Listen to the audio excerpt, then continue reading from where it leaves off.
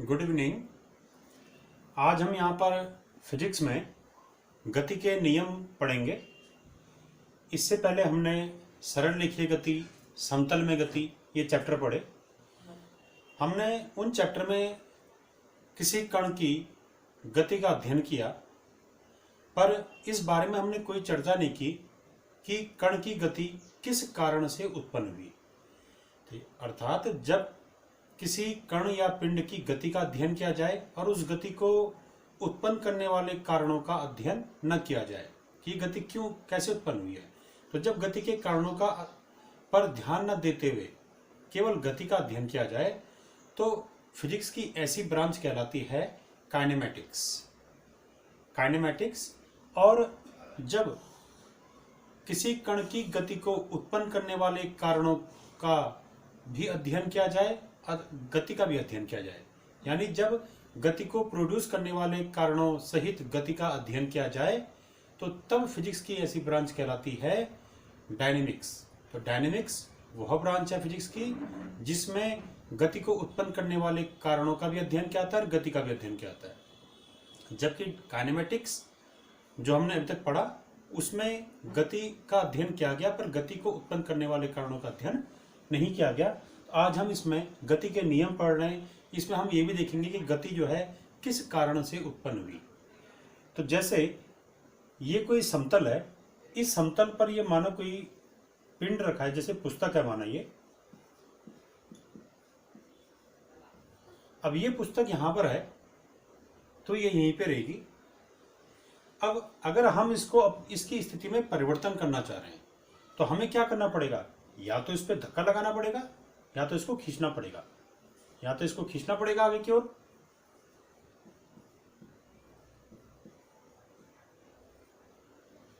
या क्या करना पड़ेगा, इस पे धक्का लगाना पड़ेगा।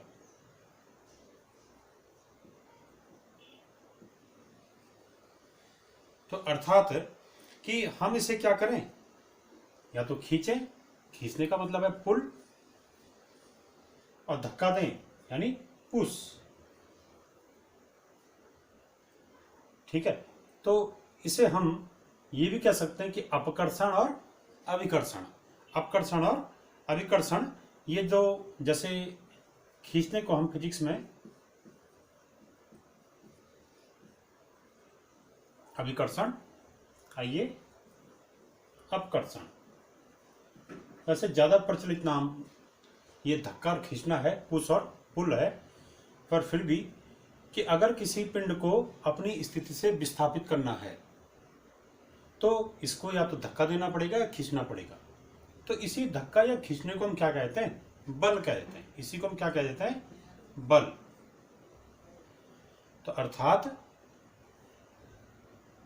कि बल वह भौतिक राशि है जो किसी पिंड की स्थिति में परिवर्तन कर देता है, या अगर पिंड रुका हुआ है, विराम अवस्था में पिंड है तो इसको गति की अवस्था में ला देता है, या अगर पिंड किसी सरल रेखा में एक समान गति कर रहा है तो वो गति की स्थिति में गति में परिवर्तन कर देता है, या पिंड की गति की दिशा को परिवर्तित कर देता है, या ये कह सकते हैं कि गतिमान पिंड को रोक देता है। तो अर्थात बल वह भौतिक राशि है जो किसी विराम में रखे गए पिंड को गति की अवस्था में ला सकता है, या सरल रेखा में एक समान रूप से गतिमान पिंड की गति में परिवर्तन कर सकता है, या किसी गतिमान पिंड को रोक सकता है, या पिंड की गति की दिशा में परिवर्तन कर देता है। तो वह राशि बल कहलाती है। ठीक है, तो अर्थात अब हम यहाँ पर बल की परिभाषा बता रहे हैं कि बल वह भौतिक राशि है जो किसी पिंड की गति में परिवर्तन कर देता है, या उस विराम अवस्था में रखे गए पिंड को गति की अवस्था में ला देता है, या गति की दिशा में परिवर्तन कर देता है, या सरल रेखा में एक समान गति से चलने वाले पिंड की गति में परिवर्तन कर देता है। ये बल की परिभाषा है। अर्थात बल क्या है, एक प्रकार का धक्का या खींचना है। बल एक प्रकार का अपकर्षण या अभिकर्षण है जो स्थिर अवस्था में रखे गए पिंड को गति में लाता है या गतिमान पिंड की गति में परिवर्तन कर देता है या उसकी गति की दिशा को परिवर्तित कर देता है, वही अपकर्षण या अभिकर्षण क्या कहलाता है? बल कहलाता है। अब ये तो बल की परिभाषा है। अब जो है बल क्या क्या कर सकता है? तो बल जो है, जो विराम वाले पिंड है, विराम में जो पिंड रखा गया है, विराम में रखे पिंड को गति प्रदान कर सकता है। ठीक है, करता है या कर सकता है। जैसे ये कोई पिंड है, इस पे ये धक्का लगाया तो ये पिंड क्या गया? गति में आ गया। तो यानी पिंड क्या, बल क्या करता है? किसी विराम में रखे पिंड को, ये पिंड पहले विराम में था, अब इस पे बल लगा तो ये क्या गया? गति की अवस्था में आ गया। गति की अवस्था में आने पर ये यहां से यहां पहुंच गया। तो ये काम बल के द्वारा हुआ। दूसरा जो है कि अगर कोई पिंड गतिमान है तो जैसे यहाँ पर बल, जैसे पिंड गति करता हुआ यहाँ पर पहुंचा, हमने इस पे इस दिशा में बल लगाया तो ये पिंड जो है अब इधर की ओर आ गया। इसकी गति की दिशा में परिवर्तन हो गया। पहले इस दिशा में गति कर रहा था, अब इस दिशा में गति करने लग गया।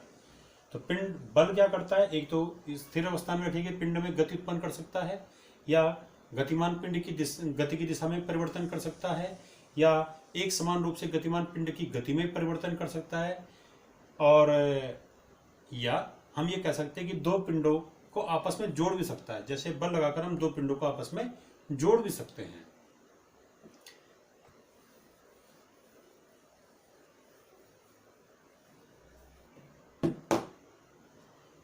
जैसे कि दो पिंडों को आपस में जोड़ने के लिए हम ये कह सकते हैं, जैसे एक लकड़ी है, दूसरी लकड़ी है, उनमें बीच में हमने फेविकॉल लगा दिया। अब जोड़ना है तो ऐसा तो नहीं हम दूर रख के जोड़ देंगे, हमें उन्हें बल लगा के पास लाना पड़ेगा। अगर जितना बल लगा के एक दूसरे के संपर्क में लाएंगे उतना वो एक दूसरे के क्लोज आएंगे और वो जुड़ेंगे। तो यानी हम बल लगाकर दो पिंडों को आपस में जोड़ सकते हैं। या जैसे हम क्या कर सकते हैं, एक जैसे गुथा हुआ आटा है या मिट्टी है, तो हम दो गोले ले लें। अब दो गोलों को हम बल लगाकर एक साथ मिलाएं, दबा दें तो वो एक बड़ा गोला बन जाएगा। तो वो भी क्या हो गया? बल लगाकर दो पिंडों को जोड़ना हो गया। अब इसमें ये बल की परिभाषा हो गई। अब बल जो है क्या माने, बल के जो प्रकार हैं उसमें जैसे संतुलित बल,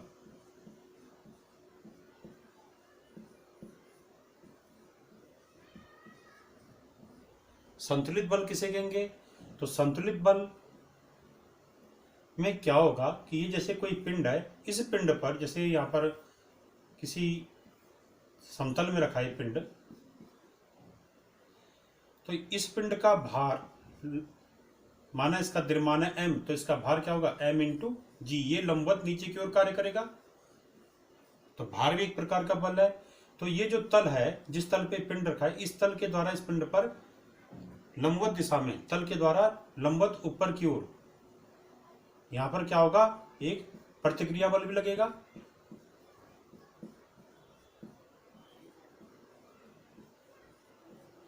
तो जो ये प्रतिक्रिया बल और भार हैं, ये यहां पर दो बल हो गए। तो ये दोनों बल क्या हैं? एक दूसरे के लंबवत दिशा में अगर बराबर हैं और इन दोनों का परिणामी अगर क्या है? जीरो है। टोटल बल यहां पर क्या आ रहा है? जीरो आ रहा है। कुल बल, एक बल नीचे की साइड, उतना ही बल ऊपर की तरफ, विपरीत दिशा में एक दूसरे के, और दोनों बलों का जो परिणामी है, इन दोनों का टोटल बल वो कितना आ रहा है? अगर शून्य आ रहा है। तो यदि दो किसी पिंड पर लगने वाले विभिन्न बलों का परिणामी क्या हो? परिणामी बल शून्य हो, तो हम ये कहते हैं कि वो पिंड संतुलित बलों के अंतर्गत रखा गया है। यानी वहां पर संतुलित बल है। वो पिंड क्या है? वो उस पिंड पर लगे हुए बल क्या है? संतुलित बल है। तो संतुलित बल का मतलब है जब बलों का परिणामी क्या हो? शून्य हो। ऐसी स्थिति में ये पिंड जैसे यहाँ पर है, तो यहाँ पर क्या होगा? इस टाइम स्थिर होगा। पर जरूरी नहीं है कि हर समय ऐसा हो, परंतु संतुलित बलों का मतलब होता है जब पिंड पर लगे हुए विभिन्न बलों का परिणामी शून्य हो, तो उस समय ये पिंड क्या कहलाएंगे? संतुलित। ये बल क्या कहलाएंगे? संतुलित बल कहलाएंगे। और दूसरा है असंतुलित बल। असंतुलित बल,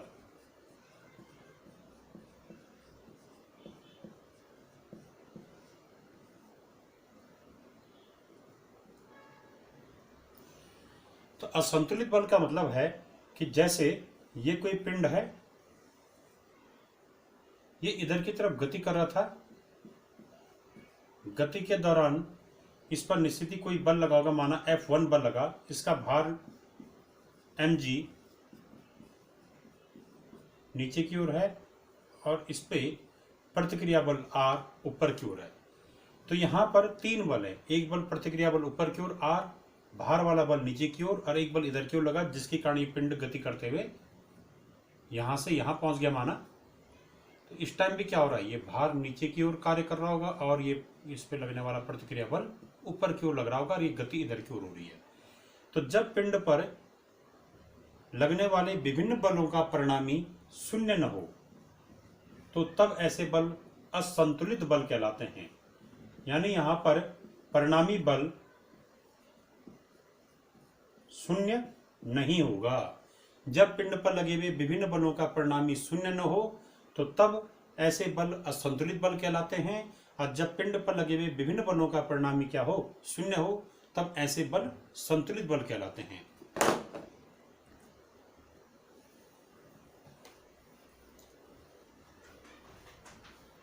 अब जैसे यहाँ पर ये वो है अस्पर्शी बल, आंतरिक बल,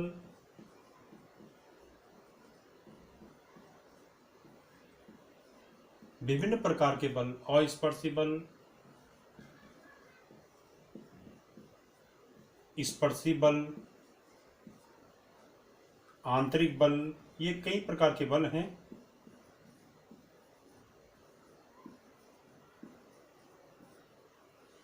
तो जैसे स्पर्शी बल है कि यदि कोई पिंड अपने प्रवेश के साथ रखा गया है और उस पर एक कोई बल ऐसा लगता है कि वो पिंड और प्रवेश के संपर्क पर स्पर्श रेखीय दिशा में लगता है। जैसे माना ये पिंड है और यहाँ पर ये इस धरातल पर रखा गया है और यहाँ पर इस पिंड का जो ये तल है, इसका जो ये संपर्क पृष्ठ है, ये अगर इस संपर्क पृष्ठ की दिशा में कोई बल लग जाए तो इस बल को हम कहेंगे स्पर्श रेखीय बल।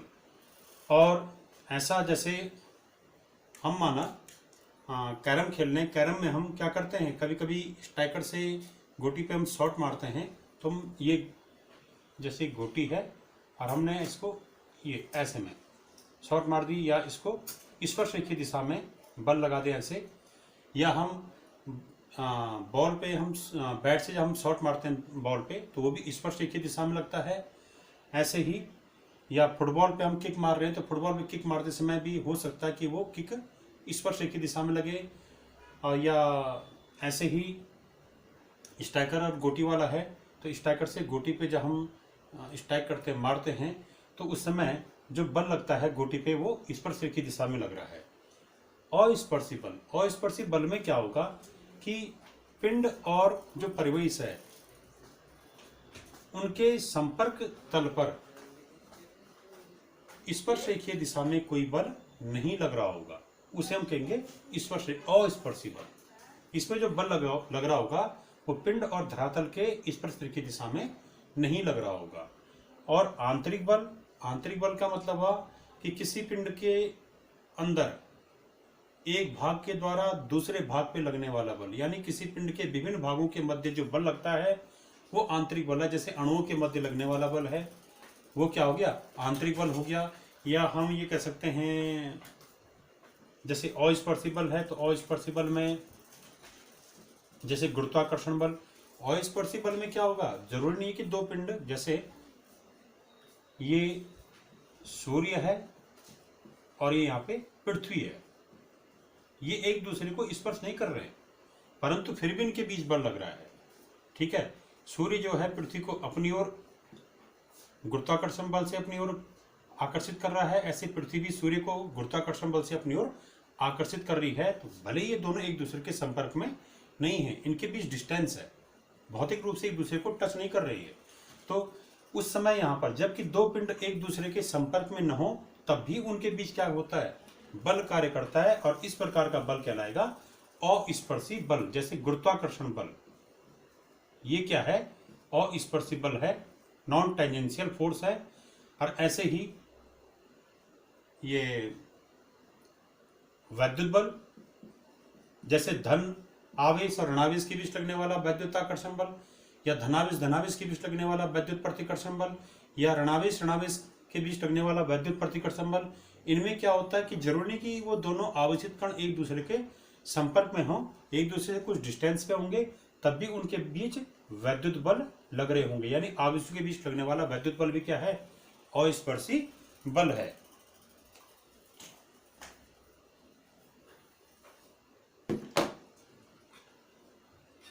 तो हमने यहाँ पे बल पढ़ा, तो बल क्या है?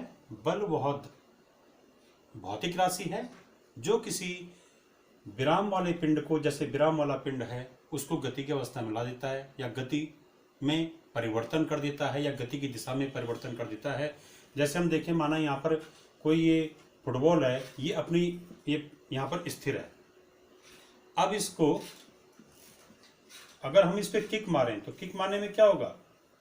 ये जब इस पर किक लगेगी तो किक में इस पर बल लगेगा, तो बल लगने पे क्या होगा? ये इसकी स्थिति में परिवर्तन होगा और ये अपने स्थान को छोड़ते हुए आगे पहुंच जाएगा। तो यानी इस स्थिर पिंड की स्थिति में परिवर्तन कैसे हुआ? बल लगने पे, किक लगने पे। ऐसे ही जैसे यहाँ पर ये संदूक रखा है या कोई पिंड रखा हुआ है, तो इसको हम यहाँ से यहाँ पहुँचाना चाह रहे हैं, तो इसके लिए क्या करना पड़ेगा? हमें इस पर बल लगाना पड़ेगा। तो अर्थात बल एक भौतिक राशि है जो कि किसी रुके हुए पिंड को गति की अवस्था में ला देती है, या लाने की कोशिश करती है, या किसी गतिमान पिंड की स्थिति में परिवर्तन कर देती है। अब आइए इसमें जड़त्व।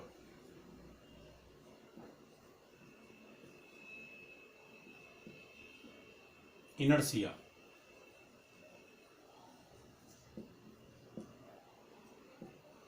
इनर्शिया तो जड़त्व क्या चीज है? जड़त्व कोई भौतिक राशि नहीं है, बल्कि जड़त्व जो है किसी पिंड का गुण है। हम ये देखते हैं कि जैसे किसी भी पिंड की ये विशेषता होती है कि अगर हम उस पे उसकी स्थिति में परिवर्तन करना चाह रहे हैं, जैसे कोई पिंड है, अगर हम इसको यहां से यहां पहुंचाना चाहें तो हमें इस पे बल लगाना पड़ेगा। तो इस पिंड के अंदर एक ऐसा गुण होता है कि ये इस बल के द्वारा अपनी स्थिति में होने वाले परिवर्तन का विरोध करता है। ठीक है, अगर हम इस पर हल्का बल लगाएंगे, बहुत कम बल लगाएंगे, हो सकता है वो यहां से यहां ना पहुंचे, ये यहीं पर रहे। क्यों रह रहा है वो ऐसा?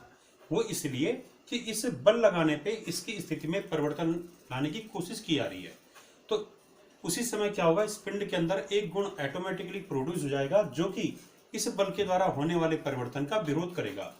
तो उसी गुण को हम क्या कहते हैं? जड़त्व कहते हैं। तो जड़त्व किसी पिंड का वह गुण है जो कि अपनी स्थिति में लाए जाने वाले परिवर्तन का विरोध करता है। जैसे अगर पिंड रुका हुआ है, हम बल के द्वारा उसको गति की अवस्था में लाना चाह रहे हैं, यहां से यहां पहुंचाना चाह रहे हैं, तो इस पिंड के अंदर जो है अपने विराम अवस्था को छोड़ने का विरोध होगा। ये विराम में रह रहा है, विराम में रहना चाहेगा, पर बल के द्वारा अगर हम इसको गति की अवस्था में लाना चाह रहे हैं तो ये क्या करेगा? ये विराम अवस्था को छोड़ने का विरोध करेगा। ठीक है, क्योंकि पहले से विराम में था। और अगर माना कोई पिंड गति की अवस्था में था, ये गतिमान पिंड है, माना ये गति कर रहा था, हम क्या चाह रहे हैं? आगे से हम इस पे बल लगा के इसको रोकना चाह रहे हैं। तो ये पिंड क्या करेगा? ये गति की अवस्था में, ये गतिमान पिंड है समय, और हम बल लगा के इसको रोक रहे हैं, इसके वेग को कम करना चाह रहे हैं, तो ये उस चीज का भी विरोध करेगा। अर्थात गतिमान पिंड भी अपनी गति की अवस्था में होने वाले परिवर्तन का क्या करते हैं? विरोध करते हैं। इसीलिए बल लगाने पे तत्काल नहीं रोके गए। अगर बल पर्याप्त इतना है कि वो इसको रोकने में सक्षम है, तभी जाके बल क्या करेगा? इसको रोक पाएगा। जैसे कोई, हम ये तुलना करें कि एक साइकिल है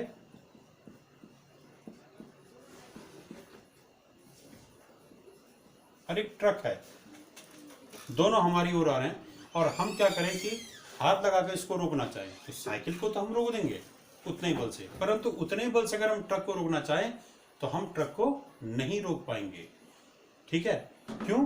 क्योंकि ट्रक को रोकने के लिए हमें ज्यादा बल लगाना पड़ेगा, साइकिल को रोकने के लिए हमें कम बल लगाना पड़ेगा। तो है इन दोनों में ये गुण होगा कि वो जब गतिमान है तो वो गति की अवस्था में रहना चाहेंगे, और इनकी गति को रोकने के लिए जो बल लगाया जाएगा वो इस बल का विरोध करेंगे, यानी गति की अवस्था में होने वाले परिवर्तन का विरोध करेंगे। या अगर साइकिल रुकी हुई है, ट्रक भी रुका हुआ है, हम दोनों के पीछे धक्का लगा रहे हैं, तो जरूरी नहीं है, तो होगा ऐसा, साइकिल को गतिमान करने के लिए कम बल की आवश्यकता होगी, ट्रक को गतिमान करने के लिए अधिक बल की आवश्यकता होगी। ऐसा क्यों? क्योंकि ये दोनों क्या करते हैं, अपनी स्थिति में होने वाले परिवर्तन का विरोध करते हैं, और तब इनकी स्थिति में परिवर्तन लाने के लिए क्या करना पड़ेगा, बल लगाना पड़ेगा। तो जो हल्का पिंड होगा, यानी जिसका द्रव्यमान कम होगा, उसमें कम बल लगाकर हम उसकी स्थिति में परिवर्तन कर देंगे, और जो भारी पिंड होगा उसकी स्थिति में परिवर्तन करने के लिए हमें क्या करना पड़ेगा, उस पर अधिक बल लगाना पड़ेगा। तो भारी पिंड का मतलब है जिसका द्रव्यमान ज्यादा होगा, हल्का पिंड का मतलब है जिसका द्रव्यमान कम होगा। तो इससे यह आ गया कि जिस पिंड का द्रव्यमान कम होगा उस पिंड की स्थिति में परिवर्तन लाने के लिए कम बल चाहिए, इसके लिए कम बल ही पर्याप्त है इसकी स्थिति में परिवर्तन लाने के लिए। और जो अधिक द्रव्यमान वाला पिंड होगा,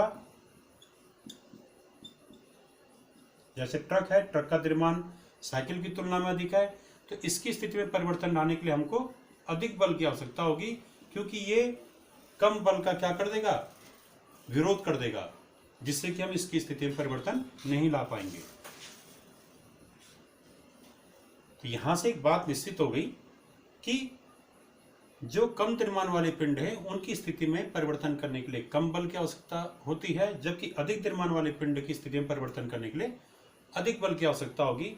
तो यहां से ये निश्चित है कि हर पिंड में गुण होता है कि वो अपनी स्थिति में होने वाले परिवर्तन का विरोध करते हैं, वो बल द्वारा अपनी स्थिति में होने वाले परिवर्तन का विरोध करते हैं। तो इसी विरोध करने के गुण को हम क्या कहते हैं, जड़त्व कहते हैं, इनर्शिया कहते हैं। तो किसी पिंड का वह गुण जिसके कारण पिंड अपनी स्थिति में होने वाले परिवर्तन का विरोध करता है, या पिंड बल के कारण अपनी स्थिति में होने वाले परिवर्तन का विरोध करता है, उस गुण को हम जड़त्व कहते हैं। जैसे माने एक पिंड सरल रेखीय गति कर रहा था, हम इसका वेग था पहले 50 मीटर प्रति सेकंड, अब हम इसका वेग क्या करना चाह रहे हैं, 30 मीटर प्रति सेकंड। तो इसके लिए हमें क्या करना पड़ेगा, हमें इसको थोड़ा पीछे की ओर, इस पे ये आगे की ओर जा रहा है तो हमें इस पे पीछे की ओर कुछ बल लगाना पड़ेगा, जिससे इसका वेग कुछ कम हो जाए, ठीक है। पर ये क्या करेगा, इस बल का विरोध करेगा, क्योंकि ये बल इसकी स्थिति में परिवर्तन लाने की कोशिश कर रहा है। तो सरल रेखीय गति में पिंड का एक गुण होता है कि ये अपनी स्थिति में बल के द्वारा होने वाले परिवर्तनों का विरोध करता है, और इस गुण को हम क्या कहते हैं, जड़त्व कहते हैं। तो जड़त्व क्या है, जड़त्व किसी पिंड का वह गुण है जिसके कारण पिंड अपनी स्थिति में होने वाले परिवर्तन का विरोध करता है, यानी अगर वो रुका है तो गतिमान का विरोध करेगा, और अगर वो सरल रेखीय पथ पर एक समान रूप से गतिमान है तो वो क्या करेगा, गति में होने वाले परिवर्तन का विरोध करेगा। या अगर हम उसकी गति की दिशा में परिवर्तन लाने की कोशिश करें तो गति की दिशा में होने वाले परिवर्तन का भी विरोध करेगा। तो इस प्रकार के विरोध करने का गुण जड़त्व कहलाता है। और जड़त्व है पिंड का आंतरिक गुण, ये कोई भौतिक राशि नहीं है। और जड़त्व की जो माप है वो क्या है, द्रव्यमान से की जाती है।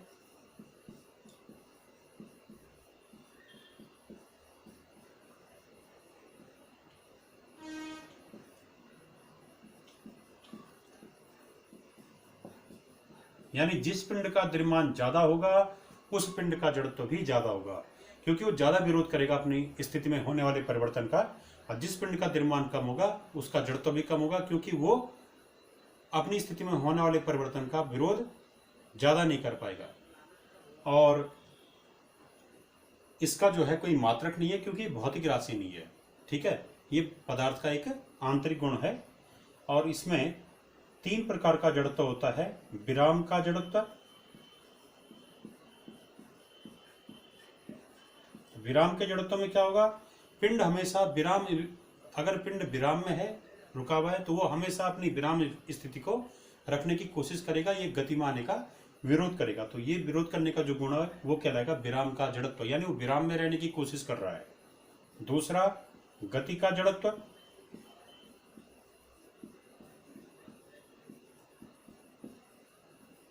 कि जब पिंड एक समान रूप से गतिमान है या पिंड गति की अवस्था में है, और हम इसकी गति की स्थिति में चेंज करना चाह रहे हैं। मानो जैसे पिंड 30 मीटर पर सेकंड के वेग से गतिमान है, हम इसके वेग को बढ़ाना चाह रहे हैं या घटाना चाह रहे हैं, तो क्या होगा? तब ये पिंड अपनी गति की स्थिति में होने वाले परिवर्तन का विरोध करेगा। तब ये विरोध करने का गुण कहलाएगा गति का जड़त्व या दिशा का जड़त्व, गति की दिशा का जड़त्व।